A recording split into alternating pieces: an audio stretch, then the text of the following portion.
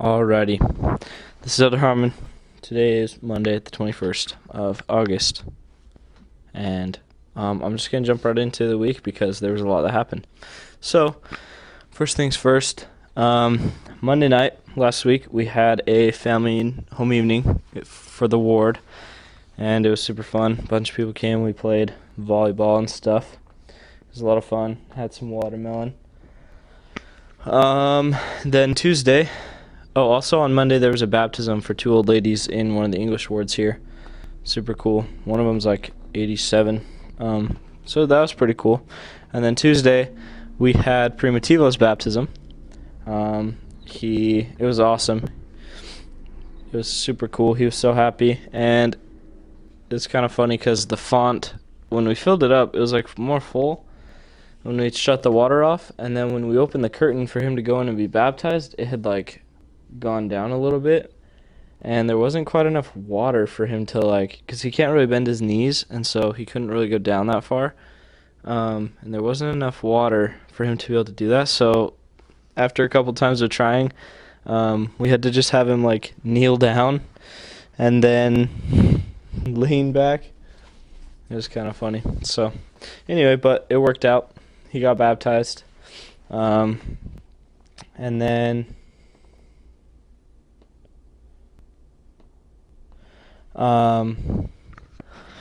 let's see, Wednesday. Okay, Wednesday we had district meeting and interviews, and those are both super good. Our district leader is seriously the best. He made us crepes this week for lunch.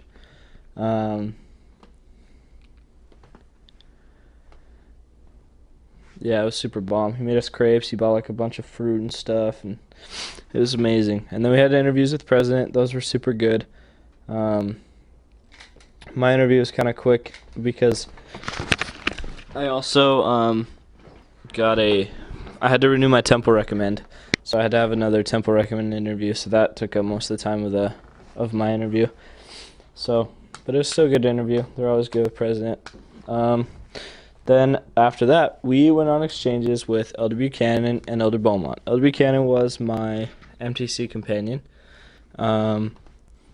He's super awesome. I love Elder Buchanan.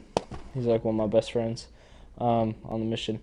And he's from Logan, Utah. He's hilarious. Anyway, we went on exchanges with them. He is serving in my first area right now, in Kashmir. And so I got to go up there with him, and it was super cool. We ate dinner with some members. The Myers, they're awesome. Brother Myers I remember when I was there before, at the beginning of my mission, Brother Myers would always talk about conspiracy theories and stuff and all this crazy weird crap that's going on in the world. And then, so we talked about some conspiracy theories again with him, just like good old times. And it was cool to kind of see, I don't know, how their kids had grown up and stuff over the last couple years. Then we went tracting. We did some tracting on a street that, everywhere in that area I pretty much tracted. And so we knocked on doors that I had already knocked on before. So that was kind of weird. I'm pretty sure we talked to a couple people that I heard already talked to. Actually, I know we did. But, yeah, so that was kind of trippy. The whole entire exchange, I was just going, I just have flashbacks, every few minutes of just when I was first in my mission. It's kind of crazy. And we, in the apartment, they still live in the same apartment, and so I'd be, walking around, doing something, and then I just, boom, I had, a vision, a flashback of almost 2 years ago, walking down the hallway in the apartment, and then I fully expected my trainer to be in, the room I was going into, but then it was Elder Buchanan, and I was like, whoa, I'm not in my first area. And yeah, it was super weird. I had a flashback in the shower too, just weird. Anyway, that was kind of random. So yeah, that was super fun. And then also we went, before exchanges were over, we went to stop by some members that We're kind of like on our way out of town to come back to Wenatchee. Went and said goodbye to them. Well, said hi to them. They're super cool. It's this old lady. Her name is Sister Vasquez, and she has been like super sick, like pretty much the last like 5 years. But when I was there, she was really, really sick off and on, and we helped her out a ton, did like a lot of service for her. And she was taking care of her 2 little granddaughters named Butterfly and Sissy. That's not their real names, but that's their nicknames. I don't actually know their real names. I don't know if they do either. But everyone calls them Butterfly and Sissy. They're super funny. They're like, let's see. Butterfly is like 11 now. I don't know. Oh wait, no. Yeah, she's 11, and then Sissy's almost 10. They had both just recently been baptized when I was there. But they're super funny. They'd always hit the Quan for us, and Dougie, and Cat Daddy, and all those dances. It was super funny. So we talked to them for a little bit, kind of messed around with them, took some pictures with them. So it was fun, and it was cool because Sister Vasquez wasn't feeling very good that day. And then she told us, she's like, Elders, thank you so much for coming by. Like, I feel so much better. Thank you. So that was cool. Then we came back, we re-exchanged, and then Elder Walker and I went to dinner with this non-member. His wife is less active.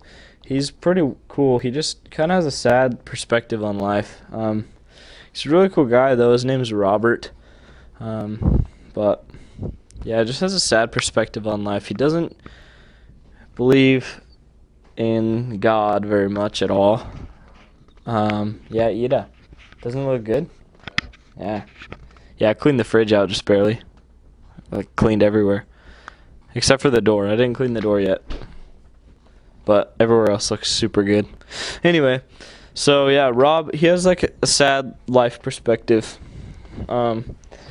He was telling us that all marriages is like it's really nice when like you first get married, and then after you have kids, it's just like the husband is just like kicked to the side and he doesn't even matter, and like I don't know. It was just sad. Like everything that he was telling us was just like super negative, and yeah. Anyway, he needs the gospel, but he is definitely not in the right mindset right now to accept it. So yeah, that was cool. And then, oh, I forgot something. Okay, Tuesday, we went to go track this street. Dang, this is getting long. I have to do this quick. We went to go track this street, and then we were driving down it, and then I was like, man, I've already tracked this whole entire street. Like, well, I don't want to track. We shouldn't track this again because I had just tracked it like 2 weeks ago. And so we decided to go out to a little part of our area called Malaga. We're like, yeah, let's go out there. Like, we'll track down there. And then we're trying to find a place to track, and we're like, hey, let's see how far this like goes. We hadn't gone very far over there, so we drove down this road to see if we could find anything else. We found like this apartment complex in the middle of nowhere, and then that's just full of Mexicans, and then also like these other streets with some houses. So we decided, after like driving around a little bit, kind of exploring, we were like, okay, let's just get out and track. So we just parked, we got out, knocked 2 doors, they didn't answer, and then we walk over to the third house, talked to this guy named Cipriano. He was out in his yard working. He talks to us, we're just telling him, like, just getting to know him and stuff, and then he tells us that his nephew a month ago got in a car accident and died. He got hit by a girl who was texting and driving, and he died on impact. And he had just recently been married. He had a couple little kids. His life was going really well. He was doing really good, and he had like changed a lot of things, I guess, and was just doing super good in his life. Just like I said, like recently married, young family, and he was killed on impact. He was the only one in the car. So now his wife and children don't have a father or a husband. Anyway, so he said his sister, who lives in California, Fresno, California, is super sad, and they're having a really hard time with it. And like they're not eating, they're not sleeping, and it's just really been hard for them on their whole entire family. Even like him and his wife and his kids, everyone knew him really well, and they're having a really, really hard time with it. So it was cool. We got to talk to him about how, like, God, like, everything happens for a reason. We shared some scriptures with him. It was super cool. We got his sister's info, called her a couple days later, got her address, and she was crying on the phone to us, and it was super sad. Anyway, we got her address, and we got in contact with missionaries down in Fresno, some sister missionaries that cover the area she lives in, and we set up an appointment for them to go by at 7 on Saturday. So we don't know what happened, but hopefully they went by. He said that he talked to his sister, and she was like, yeah, they said, like, they're going to come by. And she was kind of asking him, like, are they chill? Like, is it cool for them to come by? Like, are they good people? And then he was like, yes, like, listen to them. Like, what they told me was really good. Like, listen to them. And so that was super cool. He told us, we also went by him last night, and he told us that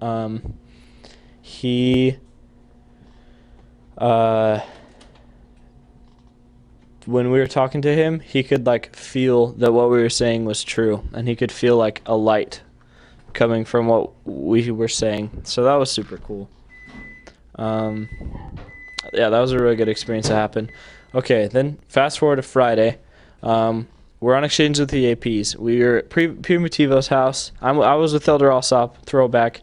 I was at Primitivo's house. We're talking to him on his driveway, and we're waiting for his ride to come pick him up to go to the Book of Mormon class. And then I look over, this dude's walking down the street. I look over, and I was like, yo, I know that guy. And he's like waving to us, and I was like, I know that guy. I was like, Arturo? And he looked back, and I was like, yo, and I, like, ran over there, and it was Arturo Medina, the dude that I baptized in my first area. That was, like, the first baptism on my mission. And he was doing super well when I was there, and then he kind of fell off when I was there as well. And then he went, like, AWOL. He moved to California. No one knew where he was.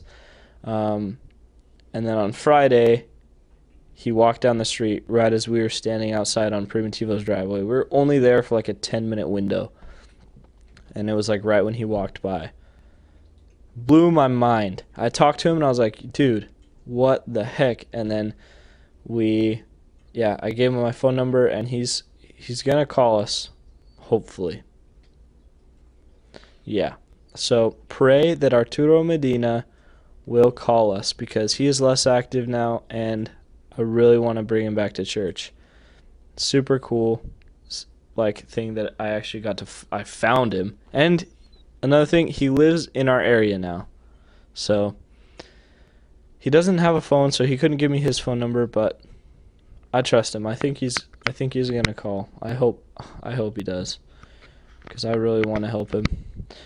Anyway, that was kind of trippy as well. Just this whole week was like taking a trip down memory lane, between going to my area and seeing Arturo.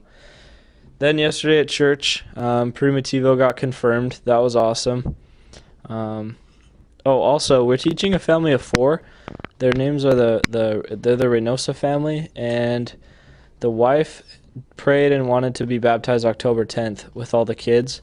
And then they actually, in the lesson the other day, she told us that she wants to be baptized sooner so that she can experience what others have experienced. So she will be baptized with her 3 kids sometime in September, along with Danya. We're going to push Danya back another week. So she was going to be baptized this coming Saturday, but we're going to push it back. So we should be having like 5 baptisms at least in the month of September. So that'll be sick. This recording's really long, and it may not send. So love you all. Hope you have a super good week. Bye.